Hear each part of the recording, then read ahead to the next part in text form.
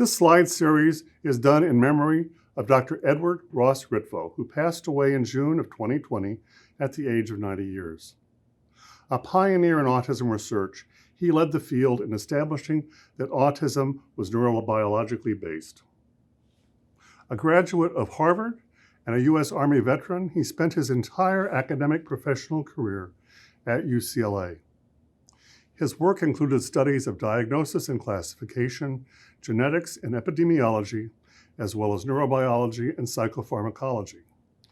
He trained generations of leaders in the field and is survived by family members and many, many students.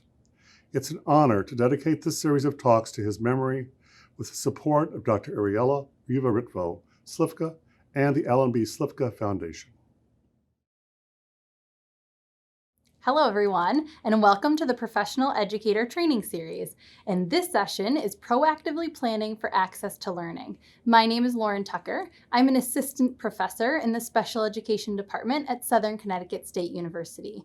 To share my perspective for this presentation, my background is I'm a special ed teacher. I'm also certified in regular ed, and I was an assistive technology specialist. So that's the perspective that I'm sharing as we're talking about proactively planning for access to learning.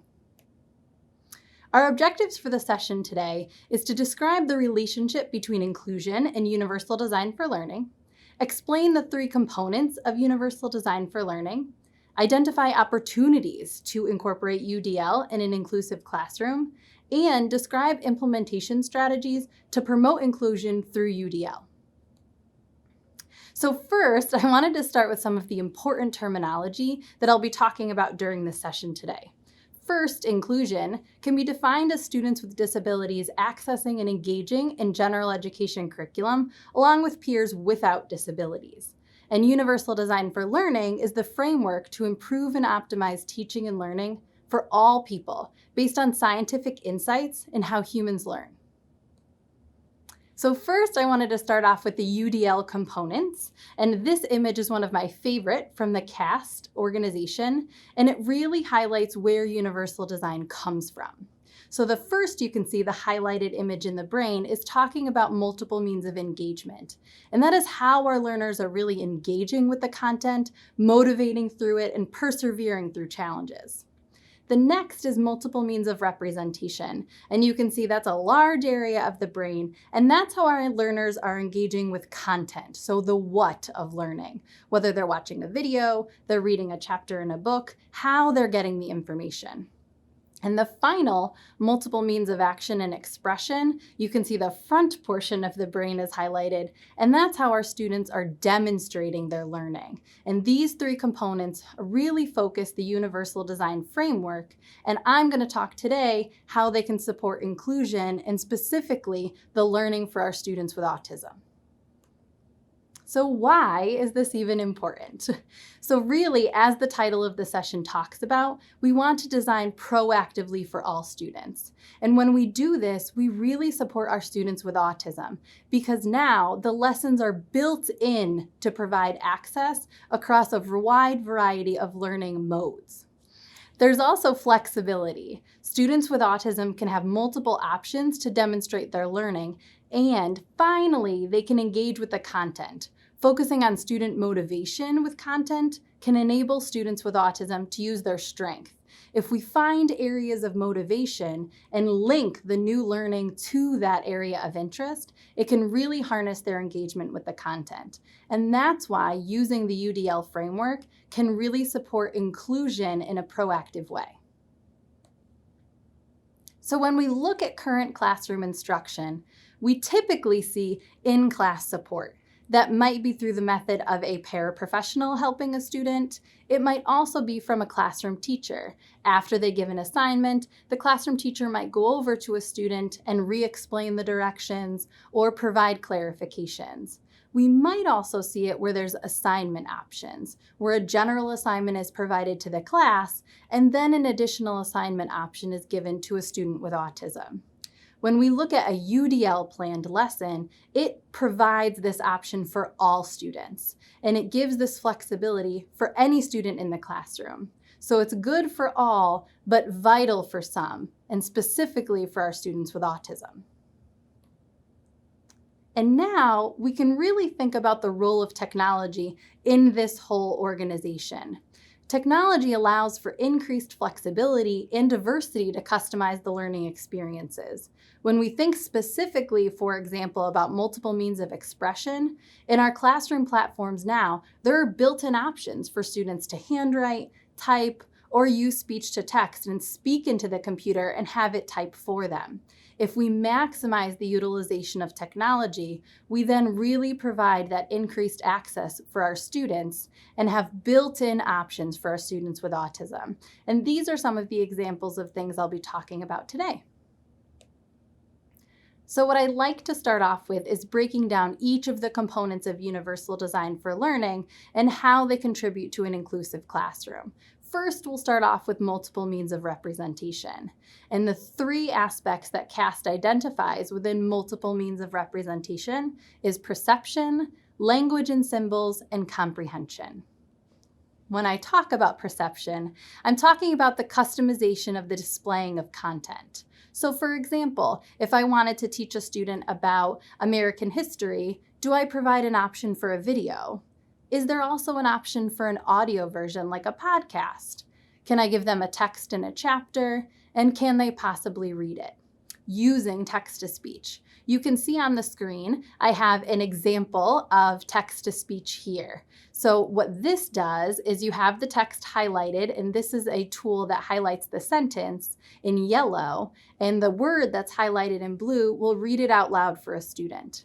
If I'm designing my class where these options are all available, when our student with autism comes to engage with the lesson, they have these automatic options. It's not something that a teacher has to retroactively add into the lesson to support a student. They're all available for anyone to engage with. And we can really see how powerful that comes to create a culture of inclusion for all students. Next, we look at language and symbols. And for many of our students with autism, this is a vital component of instruction because language can really get in the way of understanding a specific content. So here, it's important for us to clarify vocabulary, syntax, and structure for our students. The example that I have below, this is a tool that will actually rephrase challenging words. So you can see here, we have the word loathe and it was replaced with the word hate. And building in this particular support for our students really allows to remove some of the language barriers that they might be encountering with some of this content. The next aspect of language and symbols is promoting understanding. And this example that I have here is symbol-supported text. What this allows a student to do is engage with the printed text using the symbols. So if they have a difficult time reading text, they can use the pictures to develop a stronger understanding of what's actually happening in the content, therefore engaging with the material on a different level. So you can see how incorporating these two components in our proactive instruction can really harness the understanding of material for our students with autism. The final aspect of multiple means of representation is comprehension. And this is where, for many of our students, activating that prior knowledge that they already have and connecting it with their new learning is vital to drawing them into being motivated to the content. We can highlight patterns within the text and giving them a very specific roadmap to understanding the content. And we can help guide their information processing. An example of how technology can support, on this particular slide, I have an example of a program that allows a teacher to annotate a particular passage. So here, as the teacher, I can highlight a word, provide a clarification, I can provide a simpler word, I can even embed a video so that if the student doesn't have prior knowledge on the concept, I can then build it in for them. I can even add extension. So here, if my student has a lot of information about a topic, I can guide them on another direction to deepen their engagement with the concept. And this is really where the power of universal design for learning comes into play. The next component of universal design for learning is multiple means of engagement. And this also has three subsections. First is recruiting interest. sustaining effort and persistence, and finally, self-regulation. And I'm sure you're thinking to yourself, all of these areas are really vital for many of our students with autism. So when it comes to recruiting interest, what we really want to think about is optimizing student choice. Within a particular lesson, is there something that our student is choosing in order for them to feel empowered and in control within a lesson? And now don't get me wrong, there have been times where I've incorporated too much student choice and it gets a little bit crazy for me, but thinking judiciously as to where our students are choosing can really help engage them with the content and feel more power in their learning. We also want to focus on relevance and authenticity. And again, for many of our students with autism, the so what, why am I learning this, is so important in their world so that they can make connections as to how this is important in my life. And finally, minimizing distractions. So really being able to go to a website to learn important information and not be distracted by the ads surrounding it would be something that is vital for many students, but benefit all of them.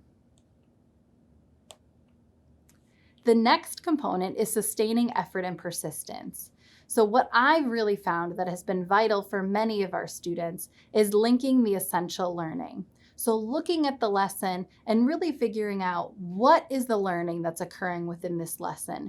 There are many learning and academic tasks embedded with many of our lessons. And oftentimes it takes us a moment to sit back and think, what are my students really learning? What's the skill within this lesson? And how do I then target that? And once that's targeted, we can try and remove the barriers for the additional tasks that our students and many of our students with autism might be exerting additional effort in. So for example, if I want my students to be able to demonstrate to me that they know their multiplication tables, and I ask them to complete a worksheet, my essential learning is that they need to know their multiplication tables. However, a barrier for some of my students might be that they have to write the numbers down on the worksheet. So if I want to take a universal design approach, maybe I ask my students to auditorily share with me, or they're going to rap the different multiplication tables for me. So I'm removing those barriers, but still targeting the essential learning. Next, fostering collaboration and community. This can be very powerful for some of our students to help with some of the social learning components, but also might be a barrier for some of our students with autism. So again, thinking about that student choice, that maybe group work all the time isn't the best answer for some students. And increasing feedback. This is where specific feedback on what a student is doing correctly or how to guide them to the appropriate answer or the appropriate process is so important for our students. Thinking about how our praise is specific in what they're doing. I love the way you provided a summary with the main idea and a supporting detail versus good job. That's an important part of universal design for learning as well. Finally, we're looking at self-regulation, and many of our students with autism truly benefit from structures and supports around this particular area. We need to promote expectations within our lesson on what the essential learning is, but also some of the behavioral expectations. What should group work look like? What does a final project that is meeting the learning goals look like within this particular activity? And then also providing coping strategies for our students. So when you're stuck, what can you do? Or if you're having difficulty, what can you do? And we often talk about this in an inclusive classroom. A teacher might share this verbally, or it might be a rule that is just kind of repeated or understood. Many of our students truly would benefit from a concrete representation of these expectations and the strategies for them to move forward. What is also beneficial is looking at self-assessment and reflection. So taking a moment for our students and thinking about, did I follow the learning process? What were my study skills like for that particular activity? And that is something that we can build in proactively in our lessons that would truly benefit many students. The example that I have here on the slide is a program that allows to provide a breakdown of what a student can do after a particular activity. I love that it provides the visual timer, so it really does demonstrate the expectations, and it fosters strategies for a student to know, while I'm waiting, I can then have these two particular choices. Finally, we have multiple means of expression, the third component of universal design for learning. This section is divided into 3 categories as well: physical action, expression and communication, and executive functions. Physical action has us think about what are the different methods that our students can respond and demonstrate their learning. In my previous example, I talked about multiplication tables. This might be something where a student can do a performance to show that they understand a concept. They can act out a scene from a novel demonstrating connections between characters. And so varying the methods of response really does go back to our essential learning, and can we be flexible as to how our students are demonstrating their learning? And also optimizing our tools, looking around at the technology that's available to us, low and high tech, and how can we use that to support our students in demonstrating their learning? Next is expression and communication. And this is where we can use multiple tools for construction. So maybe our students are brainstorming on a piece of paper, but then finishing it off on the computer, and helping our students to build fluencies. I work a lot with students, specifically students with autism, and they use speech to text, where they speak into the computer and then it types it for them. And what often the misconception is that I can just turn it on and talk to the computer. And that's something that can cause a lot of frustration for many students, because they talk to the computer like they're talking to a person, and it's not the expectation that their teacher has. So the example that I have on this slide is to build fluency for academic dictation, because it really is a skill that a student needs to learn. So prompting a student, and if this was available to any student using this tool, it would increase their accuracy for transcription. So here, think of the whole sentence in your head first, speak in a clear voice, and use punctuation. Using this fluency chart will really help a student to be more successful with speech to text.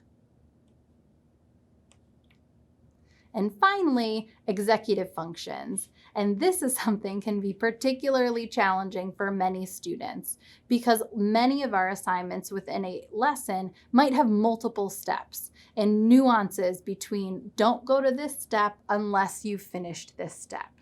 And so providing a task list for students of embedded skills within a lesson can be very powerful.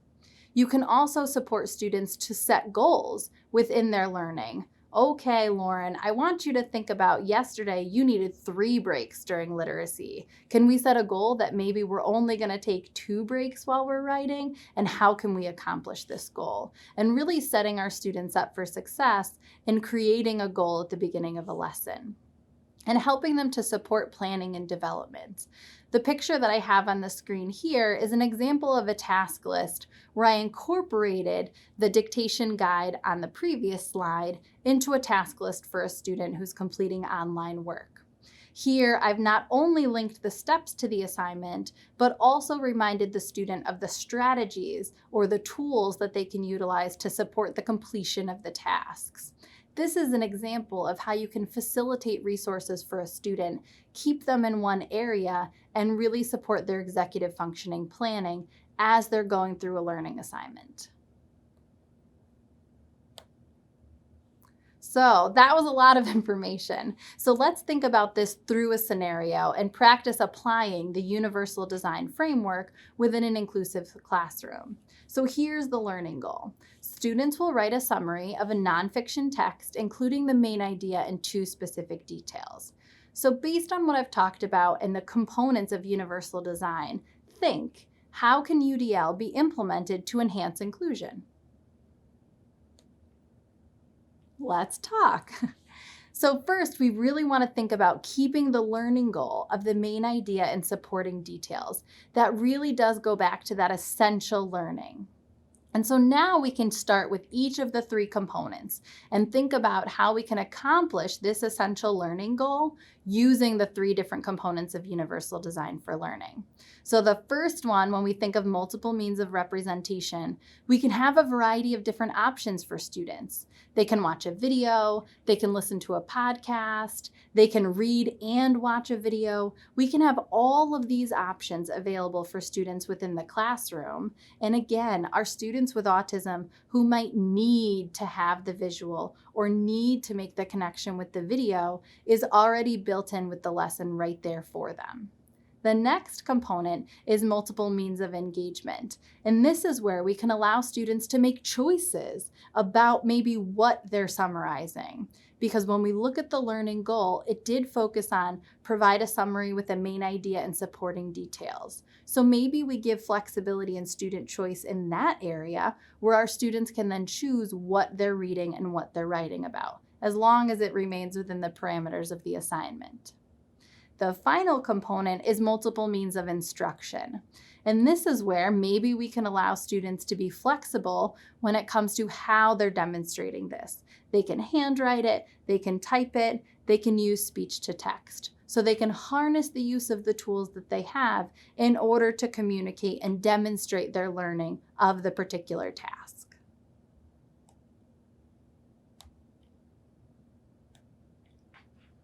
So now, after we've looked at this scenario, what are the implementation strategies that you can take away from this session and integrate into a classroom? So first, when we think about multiple means of representation, providing content options, this is something for me that I always try and think about when I'm teaching. How many different ways can my students incorporate the learning and access to the material? So we can have multifaceted learning materials and capitalize on our technology. Can they listen to it? Can they read it? Can they watch it? And modeling the use of the tools is also very powerful.